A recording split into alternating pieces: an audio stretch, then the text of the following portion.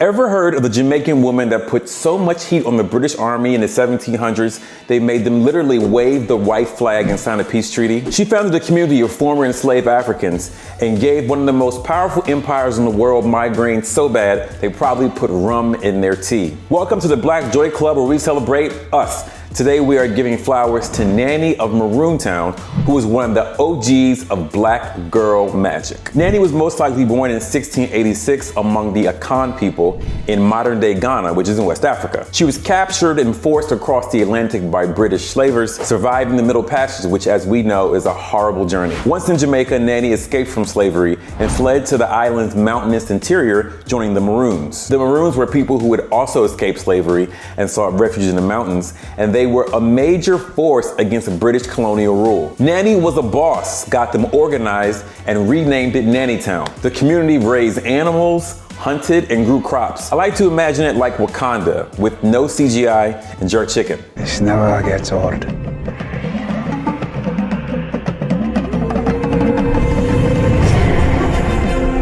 Now, the Maroons were all for one and one for all, so they raided plantations for food and weapon, freed slaves, and took them back to Maroon Town. In fact, during a 30-year period, Nanny was credited with freeing almost 1,000 slaves. The British were pissed and were constantly fighting the Maroons and trying to put them back in slavery. They even fought a full-on war with them in 1720. One thing about Nanny's Maroons: they could fight. Where they were from in West Africa raised fierce fighters. They were actually some of the early pioneers of guerrilla warfare and were masters of camouflage.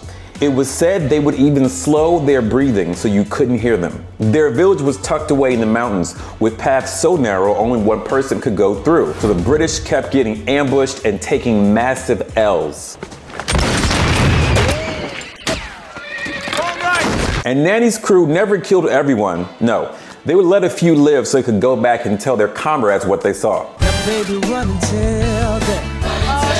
The Maroons had the British so shook, they started saying that the trees were cutting people's heads off and Nanny was a witch. You know you are who you say you are, and people start blaming your wins on other world connections. Reminds me of the poet Sean Carter, when everyone said he was down with the Illuminati, and he rapped, "N-words couldn't do nothing with me, they put the devil on me. I'd have preferred N-words to squeeze a metal on me." This black queen was so about her business, the British were forced to sign a peace treaty with her in 1740. They couldn't do nothing with her. This treaty granted Maroon freedom and gave Nanny and her followers 500 acres of land, which became Moortown. Nanny continued to lead her community, which grew to almost 1,000 people. She's thought to have died in the 1750s, but her legacy is immense. All true-born Maroons claimed their descent through her. In 1975, Nanny was declared Jamaica's only female hero. Her image is on $500 Jamaican bills, and she is celebrated on National Heroes Day every year. You can actually still visit Maroon Town and learn more about the people and the culture. Shout out to Nanny.